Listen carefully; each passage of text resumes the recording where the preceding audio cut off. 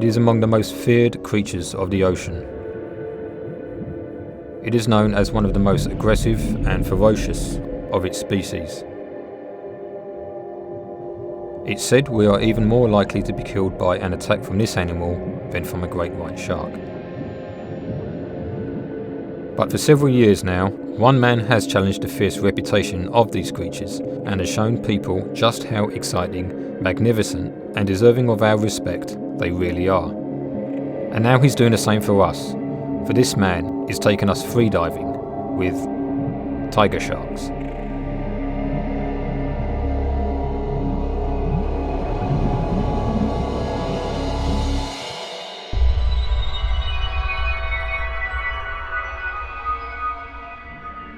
Diving with tigers has been thought far too dangerous to do, but now, here in South Africa, off the coast of Umkomaas and the abundant marine life of the Aliwal Shoal, this man's attraction and obsession over these animals has had him speeding out to sea, to safely dive with these sharks and study them in a way that no one else would have dreamed. Also, this man, Walter Bernardis, a leading tiger shark expert, school teacher and family man, has had people from all over the world coming to join him to dive with these sharks for many years. So what is Walter's attraction to tiger sharks to wish to dive with them? Yeah, I think because they're part of the apex predators, one has a sort of natural attraction, well I have, maybe even a fatal attraction towards them, that one wants to be diving with them, one wants to learn about their behaviour. When are they looking upset, how they're going to behave in different situations. And that's what attracts me to the sharks as such. Tiger sharks are known as one of the ocean's top 3 man-eaters. They're said to have a short fuse and be extremely aggressive, known as the garbage cans of the sea because they will eat absolutely anything. Some believe that a tiger shark's attack on a human will simply kill you. But Walter has been diving with his sharks for many years now, so how does he manage it?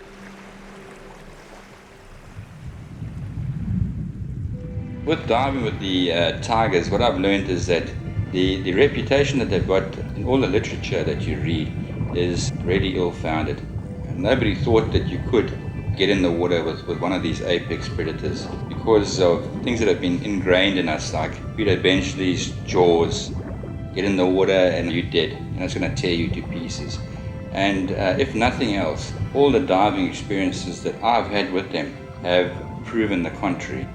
They're very calm, they're very relaxed. You could even classify it as being shy almost. They haven't got this forward aggressive behavior at all that I would think a great white's got. But with the tigers, we've seen them to be more gentle, shy in nature than what's been depicted. Even the big ones allow you to get in the water with them without really doing you any harm. They don't seem to look at us as part of their food chain. They seem to respect you and keep their distance. And although inquisitive at sometimes coming in and looking at us, we've had no incidents where we've even thought maybe we're going to be attacked right now. If somebody was brave enough, I'm sure they could have gone in the water and dived with these sharks 20 years ago. I think there's just been a lot more of them than there are right now. It's pretty much your own barrier that you've got to overcome. Very similar to jumping out the aeroplane with a parachute for the first time. You've got to overcome that fear barrier. With diving with the apex predators, not many people have done that. Very few have got in the water with a tiger, and free dived with them. Look, we've proved that you can do it. We're doing it at the moment. It's just the first time to get yourself to get in the water.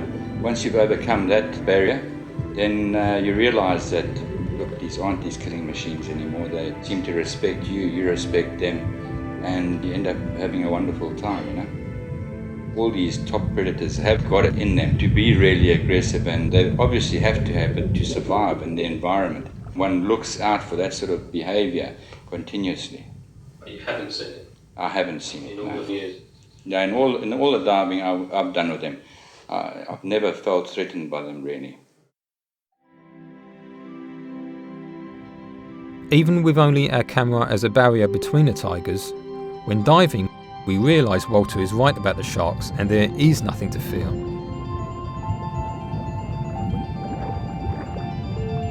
We swim only with placid sharks, we follow a safe diving procedure, an unloaded spear gun is used only for peace of mind and is unneeded, as again, we feel safe with the tigers.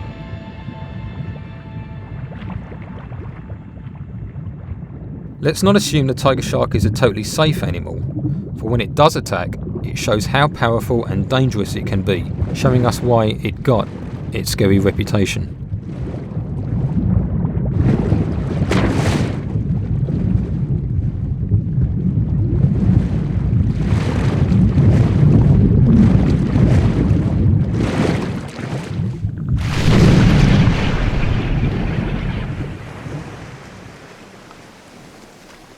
Walter's main goal in these dives is to unlock the secrets to the tiger shark's mysterious behaviour, studying their actions in different circumstances. One of the best ways to do this is to bait the sharks around the boat. Here, Walter and his right-hand man, Timothy Mathenois, can study how their behaviour in approaching the bait varies with each tiger, such as why at times they are fast and aggressive.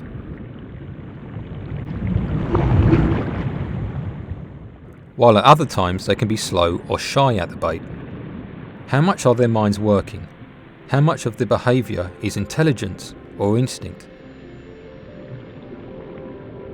Why seemingly cautious or slow in taking the bait?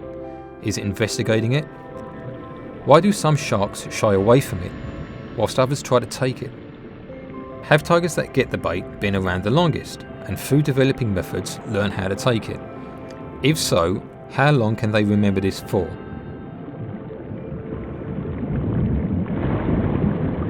If this is the case, and we could find out how long and frequently they've been here before, we could answer the big question: do tiger sharks have a long-term memory?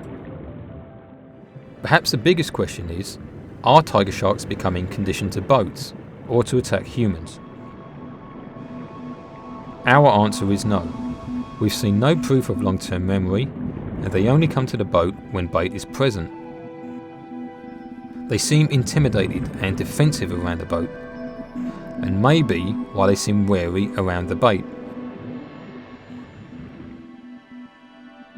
Human attacks have been down to other circumstances too. In any case, Walter avoids the sharks taking the bait, though sometimes they outwit us. So what is it that drives these sharks? Is it sense, intelligence, or instinct? I would say it's very primitive intelligence, which you could call instinct, and they react on stimuli. Sight, sound, smell. Those are the three main ones that tend to influence them. There are, of course, many others. There's electromagnetic fields. The different metals in the salt water, through electrolysis, create a very minute electrical field, and this tends to throw those sharks off.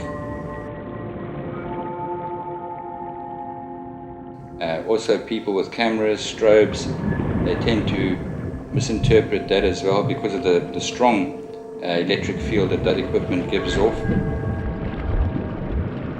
And a lot of times I've seen sharks actually mouthing strobes or the camera, thinking it might be food, and then actually letting it go, realizing no, it doesn't taste right. So is this why tigers get so close, or are there other factors? Still, even though Walter tries to avoid tigers getting so close, he also hopes for padding and protection around the boat for them.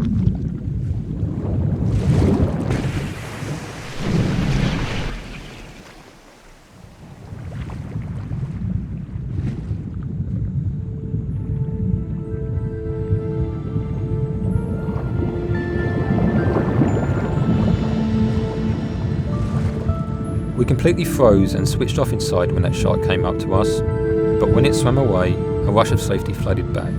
We wondered, why do they investigate us more only on the bottom, sometimes coming in from a very long distance?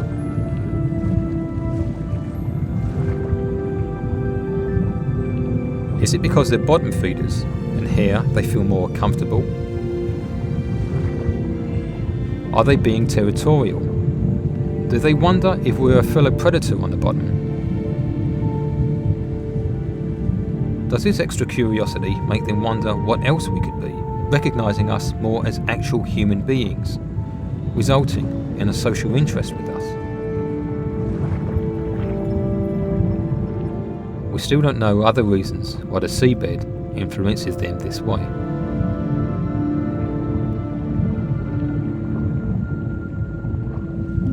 So with tigers being so close in our company and observing our behaviour as well, does Walter think they recognise us as actual human beings with our own independent existence?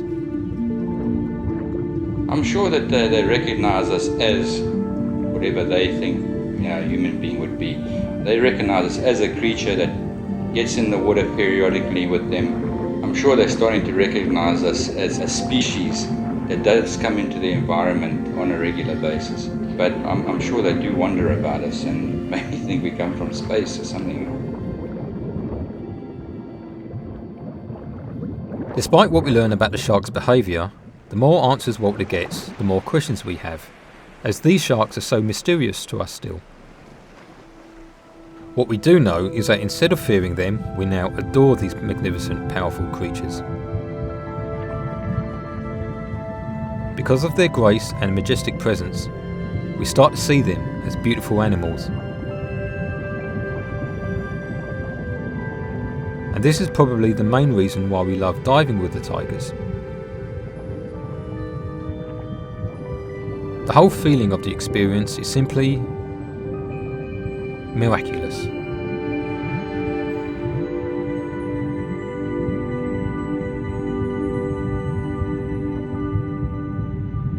And when the tigers leave and go their own way, we wonder where in the ocean world their paths will take them. For some tigers, their course may take them toward a terrible presence not far from here. And when they reach this horrible fate, it results in our most tragic fears.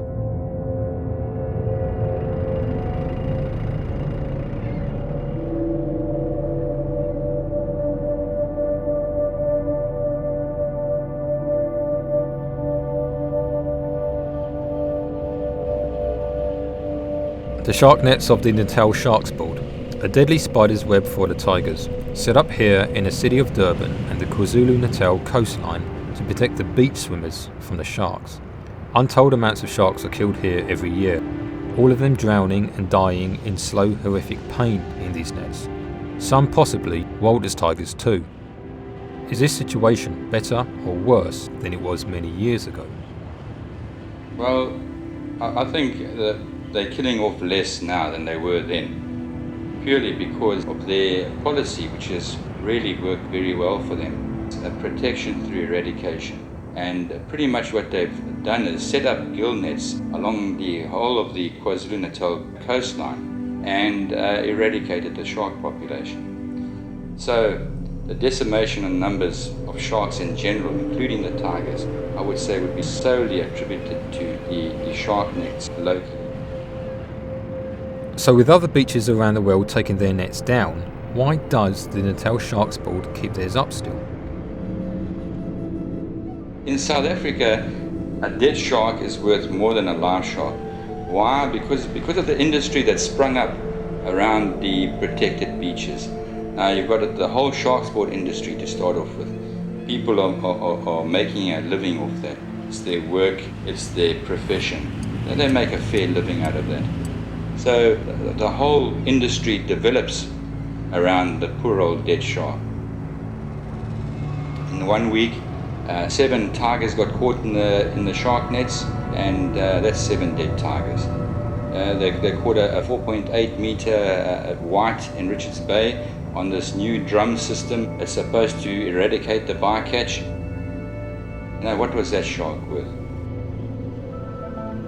So all the population of sharks, they're all targeted. And as long as we have shark nets on our coastline, the species in total is just going to go downhill. This has been just so easy for them. They've been allowed to do it by the government. The local environmentalists, they don't seem to be concerned with it happening on their doorstep. But They're the shark nets on their beach, and they seem quite happy with that. The Sharks Board are the only ones that are allowed to fish the protected species. They've got permits to fish as many as get caught in their nets. They catch dolphins, they catch turtles, they catch whales, they catch rays. Whatever sticks its head in that gill net gets caught and eventually dies. So, because their policy has been so good, it's worked so well, there aren't that many sharks left in our sea. And they are one of the main causes for that. With all the money they've made from this protection service, they should have years ago come up with an alternate system that's more eco-friendly. They are at the moment really the worst culprits when it comes to damaging our ecosystems. There seems to be more tigers in this area to dive with. Does this mean there's also more tigers caught here than anywhere else in South Africa? Well, locally in the Scotland nets, I know that the numbers of tigers caught are significantly higher than the other beaches. Scotland is one of the aggregating areas for the tigers to breed in, to live in, and the catch on tigers is significantly higher than anywhere else. It seems like that the tiger population here locally can't sustain being killed off by the Sharks Board.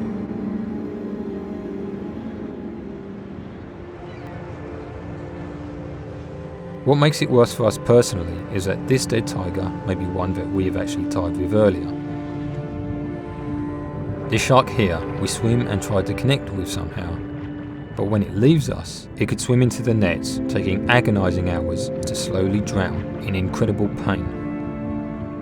How does Walter feel that this shark he swims with today could be this dead shark here tomorrow?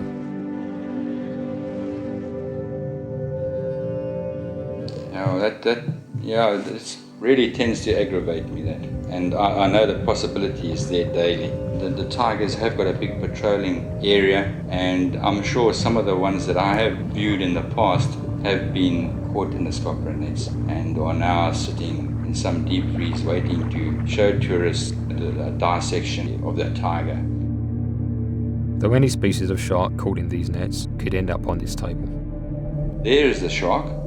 They cut it open, they show you the physiology of sharks, but absolutely zero on behaviour. What we're doing tends to give us an idea of what their behavioural patterns are like.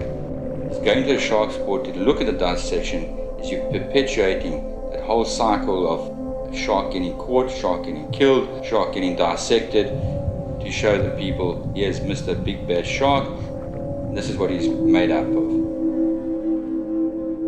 So I would encourage everybody not to go and look at those dissections. So this is what could happen to our tiger sharks when they leave us. The Natal Sharks Board excuses this as education. But what we see are creatures we have swum with, grown to respect and develop an attachment to, now killed and butchered in front of us.